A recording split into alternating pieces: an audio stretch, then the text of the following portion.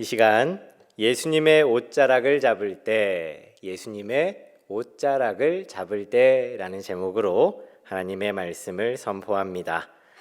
오늘 우리가 함께 나눌 이 말씀의 본문은요, 성경의 공관복음서 곧 마태, 마가, 누가에 모두 기록된 사건입니다. 본문은 12해 동안 혈루증을 앓았던 여인이 예수님의 옷자락에 손을 대었더니 예수님에게서 능력이 나와서 병고침을 받았다라는 이야기지요. 30절입니다. 예수께서 그 능력이 자기에게서 나간 줄을 곧 스스로 아시고 무리 가운데서 돌이켜 말씀하시되 누가 내 옷에 손을 대었느냐 하시니 라고 말씀합니다. 제자들은 사람들이 둘러싼 상황이기 때문에 옷에 손을 닿는 일은 자연스러운 일입니다. 왜 그렇게 말씀을 하십니까? 라고 반응을 했지만 손이 닿은 순간, 예수님의 옷자락에 손이 닿은 순간 여인과 예수님은 이 두 사람만은 그 변화를 알아챘지요. 여인은 자신의 몸에 나타난 변화, 곧 치유되었던 그 느낌을 분명히 알았고, 예수님은 자기에게서 능력이 나간 줄 아시고 그 능력을 입은 자가 누구냐라고 찾으셨던 겁니다. 우리는 이 대목에서 누구와 연결되느냐에 따라 삶이 바뀌고 또 변할 수 있음을 깨달아야 합니다. 예수님과 연결되어 이 여인처럼 온전함을 입고 치유함을 받은 사람들이 얼마나 많은지요. 삭개오와 바디메오, 귀신 들린 자와 나병 환자 등 성경 곳곳에는 예수님을 만남으로 인해서 자신의 문제가 해결받고 온전함을 입은 사람들의 이야기들로 가득합니다. 이들은 각자의 어려움과 위기를 겪었던 사람이지만 바로 예수님을 만남으로 말미암아 그 문제들을 해결할 수 있었어요. 그러면 언제 우리는 예수님을 만날 수 있을까요? 첫 번째, 불행 중에 예수님을 만날 수 있습니다. 25절과 26절입니다.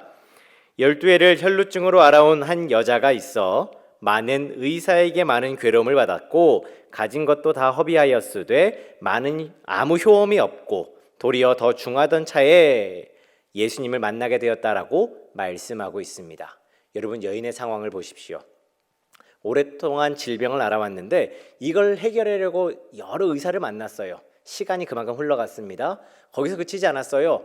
물질도 다 허비했다라 그랬습니다. 내 병을 고치기 위해서 물질을 드렸는데 그 물질을 드려봤지만 나아지지 않았습니다. 거기서 그쳤을까요? 그렇지 않았죠. 도리어 더 중해졌다라고 성경은 말씀합니다. 이 여인은 그 누구보다 불행한 상황에 놓여 있었습니다. 시간이 짧지 않았고요. 가지고 있던 것은 모두 잃어버렸습니다. 내일에 대한 소망이나 기대를 품을 수 없는 것이 바로 이 여인의 상황이었습니다. 본문에 등장하는 여인은 12해 동안 혈루증을 앓아서 부정한 자로 규정되었기 때문에 안식일에 회당에도 참여하지 못했고 이웃과의 관계가 단절되어진 삶을 살아야만 했습니다.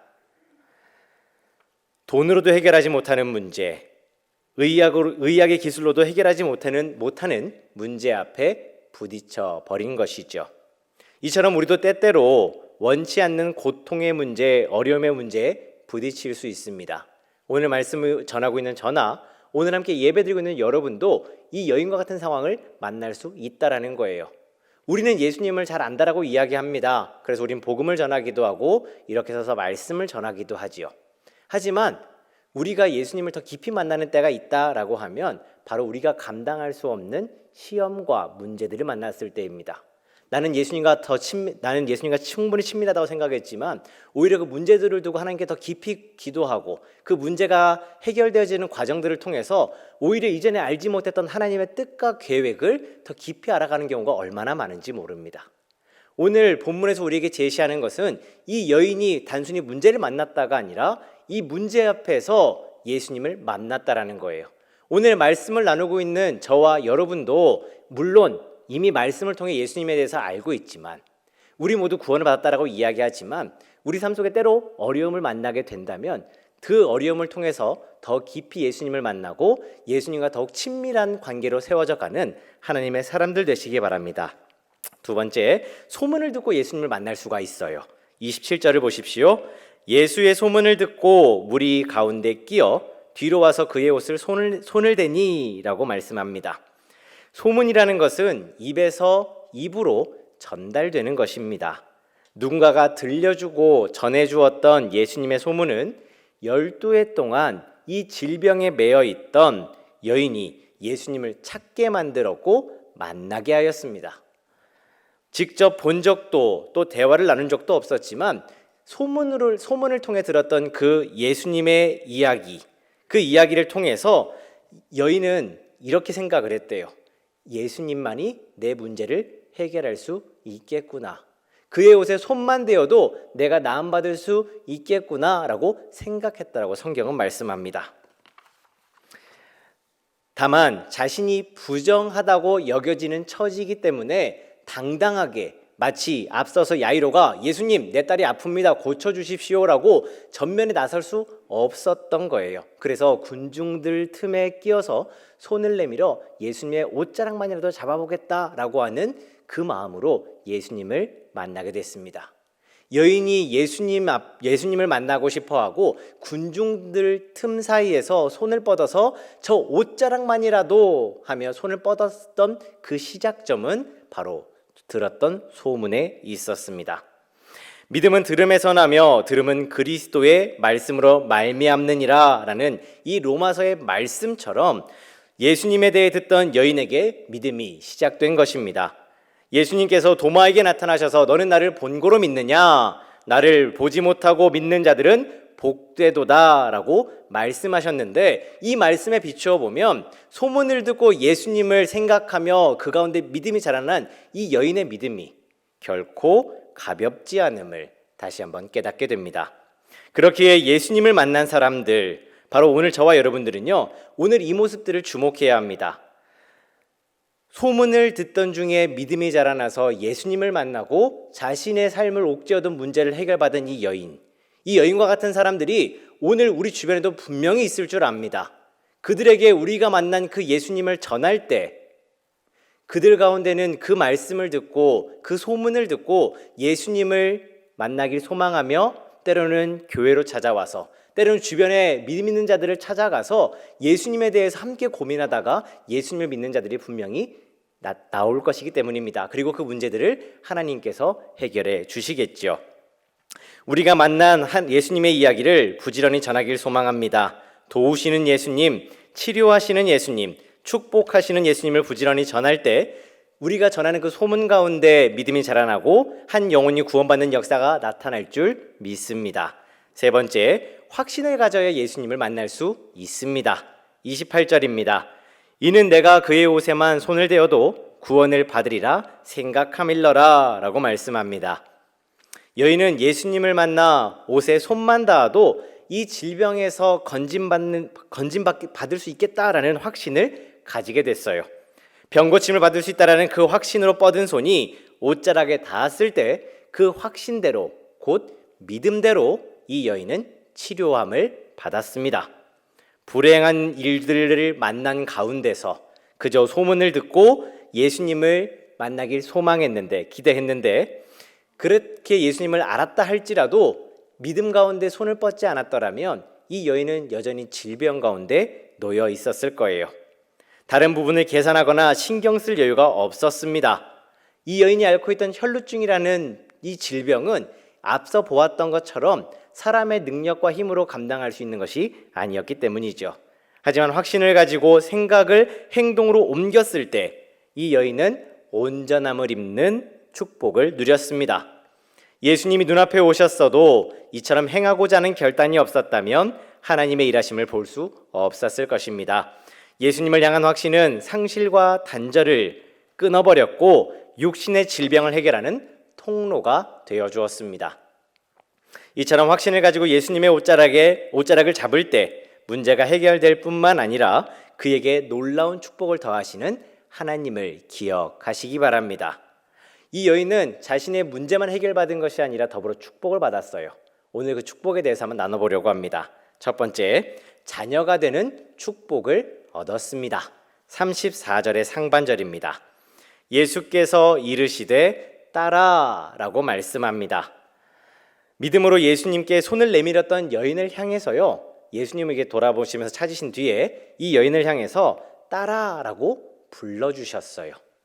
여기 딸이라고 기록된 단어는요, 함께 등장하는 야이로의 딸을 표현할 때 썼던 단어와 동일한 단어입니다. 그러니까 우리가 일반적으로 딸이라고 하는 정말 내 자녀를 향해서 딸아라고 부르는 것처럼 예수님께서 같은 말로 딸아라고 불러주셨다라는 거예요. 실질적인 부녀의 관계를 나타내는 말로서 상징적으로 딸이다라고 부르신 것이 아니라 나와의 관계에서 이 여인은 딸이다라고 나타내셨다라는 것이죠. 예수님의 공생의 기간 동안 수많은 사람들을 만나셨어요. 그리고 그 가운데는 수많은 여인들이 있었지요. 하지만 예수님께서 그들을 치료하시거나 온전케 하시는 그 모든 과정 속에서 이 여인은 내 딸이다라고 말씀하신 적이 없었습니다. 이 여인이 유일해요. 예수님은 길에서 만난 이 여인을 온전케 하셨을 뿐만 아니라 이 여인은 나의 자녀다라고 표현하셨습니다. 인간들 사이에서는 혈육으로 가족관계가 성립되지만 하나님과의 관계에서는 믿음으로 가족관계가 성립됨을 깨닫습니다. 여러분, 하나님의 자녀가 된다는 것, 곧 하나님께 속한 자가 될 뿐만 아니라 그 모든 것을 상속받을 자가 되고 기업을 함께 누릴 자가 된다는 것이 얼마나 귀하고 감사한 일이겠습니까? 제 아이들은 저와의 관계에서 아빠와 아들로 관계를 묶여 있기 때문에 이렇게 교회에서 만나면 늘 반가워하고 좋아합니다. 제가 목사라서 좋은 게 아니라 아빠라서 좋겠죠. 그런데 제가 지금 이런 목사가 아니라 더 유능하고 멋진 사람이라면 아이들이 더 기뻐하지 않겠습니까? 마찬가지로 세상에 많은 관계들이 있고 우리가 추구해야 될 여러 가지 것들이 있지만 우리가 더 좋은 사람과 관계를 맺고자 하고 더 높은 자리에 오르고자 하는 그 욕심이 있는 것처럼 우리가 하나님 안에서 자녀가 될 때 세상에서는 세상의 기업으로 받는다라고 하지만 세상의 재산을 기업으로 받는다라고 하지만 하나님 안에서는 하나님의 나라를 상속받는 자가 되는 줄 믿습니다. 이 세상에서 많은 수고와 노력을 들여 얻는 것 참 귀한 것들이지요. 하지만 그 순간이 지나면 가치를 상실하거나 무의미해지는 것들이 얼마나 많은지 모릅니다. 바울은 로마서 8장 14절부터 17절을 통해 믿는 자들이 하나님의 자녀요 그의 나라를 상속받을 자다라고 밝히고 있습니다. 그 약속처럼 우리가 하나님의 자녀가 되어 누리는 은혜와 상급이 있음을 믿으시기 바랍니다. 오늘 말씀을 나누는 우리 모두가 이 여인과 같이 확신을 가지고 주님께 나아가서 자녀로 인정받고 칭함받아서 하나님 나라의 그 기업과 유산을 함께 상속받는 믿음의 사람들 되시길 소망합니다. 두 번째, 믿음의 복이 주어집니다. 34절의 중반절입니다. 내 믿음이 너를 구원하였으니 라고 말씀합니다. 여기 믿음으로 구원받았다 라고 말씀하고 있죠. 궁극적으로는 죄의 문제를 해결받고 영생을 얻었다라는 것이지만 동시에 여인을 괴롭게 하던 문제들에서 건짐을 받았다라는 것입니다. 예수님의 구원은 언제나 이처럼 미래적이지만 동시에 현재적입니다. 많은 사람들이 구원에 대해서 오해를 할 때요, 예수님을 믿고 구원받읍시다라고 이야기를 하면 오해하는 것이 구원은 하나님의 나라에 가는 것이므로 지금부터 아주 먼 일이라고 생각을 합니다. 그래서 지금은 내가 오늘의 일을 즐기고 지금 내 생활을 즐기고 죽기 전에 내가 예수를 믿을게요 하는 분들이 있어요. 여러분, 예수님을 통해서 구원을 받는다라고 하는 건 물론 하나님의 나라에 심판 앞에서 천국에 갈 수 있는, 믿음으로 천국에 갈 수 있는 놀랍고 대단한 일이지만 동시에 오늘을 우리가 살아가고 있는 이 자리에서 예수님과 함께 살아가는 것입니다. 이 여인이 믿음으로 받은 것은 단순히 먼 미래에 하나님의 나라에 간다라는 것이 아니고요, 지금 내가 있는 이 자리에서 내가 당면한 가장 크고 어려운 문제들을 해결받았다라는 거예요. 우리가 이미 말씀을 통해 본 것처럼 이 여인은 이 믿음으로 혈루증의 문제를 해결받았습니다. 이 문제들이 다 동일할 수는 없겠지만 오늘 저와 여러분 가운데도 이와 같은 문제들이 있을 줄 압니다. 내 생각을 어렵게 하는 문제들, 내 마음을 불편하게 하는 문제들, 내일에 대한 막연한 두려움과 또 장차해야 될 여러 가지 짐들이 우리 가운데 있을 줄 알아요. 그 문제들을 주님께 내어놓고 믿음으로 함께 해결받는 우리 모두 되시기를 바랍니다. 본문에 등장하는 여인의 지난 날을 한번 생각해 보십시오. 이 여인의 우리가 나이는 알 수가 없습니다. 하지만 12해 전에 혈루증을 앓기 전에는 건강했을 거예요. 주변 사람들과 좋은 관계도 유지했을 것이고 여느 여인들처럼 가정을 이루고 행복한 내일을 기대하며 꿈꾸었던 여인일 것입니다. 하지만 이전에 그녀에게 있던 이런 좋은 것들, 건강이나 좋은 관계들은요, 혈루증 앞에서 이 여인을 지켜주지 못했습니다. 이는 곧 세상의 자랑과 부요가 우리들을 지켜줄 수도 또 온전케 할 수도 없다라는 것입니다. 예수님께서는 그 여인이 혈루증을 앓기 전에 이전에 건강이나 이웃과의 좋은 관계들과 같은 이런 세상에서 이야기하는 좋은 것들 때문에 이 여인을 구원해 주신 것이 아니라 지금 예수님을 향한 그녀의 믿음을 보시고 구원하실 뿐만 아니라 이와 같이 축복해 주고 계신 것입니다. 사랑하는 남부가족 여러분, 이 시간 말씀을 나누는 우리 모두의 삶이 건강하고 행복하며 좋은 영향력으로 가득하고 또 내일을 향한 기대로 풍성하기를 바랍니다.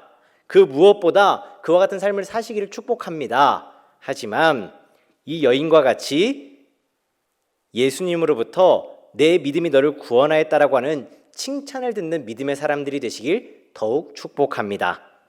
여러분의 삶이 믿음의 증거요, 축복의 통로로 쓰임받는 복된 인생들 되셔서 여러분의 문제뿐만 아니라 여러분과 함께 오늘을 살아가는 모든 이들이 하나님을 만나고 하나님을 함께 믿으며 구원에 이를 수 있기를 주님의 이름으로 축복합니다.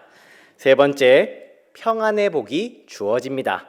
마지막 34절의 하반절이에요. 평안히 가라, 내 병에서 놓여 건강할지어다 라고 말씀합니다. 여기서 평안히 가라 라는 이 말은요, 평안 안으로 들어가라 라는 말입니다. 예수님께서 말씀하시는 이 평안은 추상적이지 않습니다. 병에서 놓여서 건강을 회복하는 것입니다. 레위기 15장과 25장을 보면 하여라는 여인에 대해서 부정한 여인으로 규정하고 있어요. 이 여인도 그 사실을 알았을 겁니다. 그래서 자신의 모든 것을 쏟아서 이 병을 고쳐보려고 노력했던 것입니다. 왜냐하면 속히 온전함을 입어 있어야 할 자리로 돌아가기를 누구보다 간절히 바랐기 때문이겠죠. 누리던 것들로부터의 단절은 그 무엇보다 큰 상실로 다가옵니다. 이전에 내가 해보지 않은 것은, 경험해보지 않은 것은 잘 모르잖아요. 그게 없다고 해서 그게 불편하지 않습니다. 하지만 내가 누려왔던 것들을 빼앗기거나 그것이 끊어지게 되면 참 힘들어요. 특별히 그것이 내가 좋아하거나 많은 관심을 두었던 것이라면 그 상실감은 더할 것입니다. 얼마 전에 KT 통신 장애로 인해서 전국이 몸살을 앓았던 적이 있습니다.